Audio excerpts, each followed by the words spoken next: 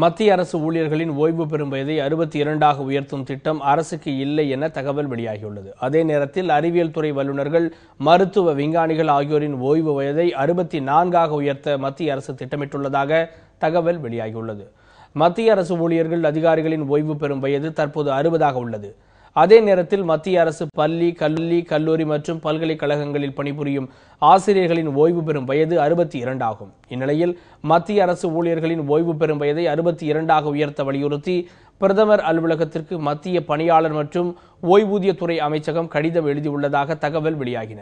இதனால் நாடு முழுவதும் உள்ள 50 லட்சம் மத்திய அரசு ஊழியர்கள் பயனடைய வாய்ப்பு ஏற்படும் என எதிர்பார்க்கப்பட்டது. ஆனால் இந்த தகவலை மத்திய பணியாளர் நலன் மற்றும் ஓய்வூதியத்துறை அமைச்சகம் திட்டவட்டமாக மறுத்துள்ளது.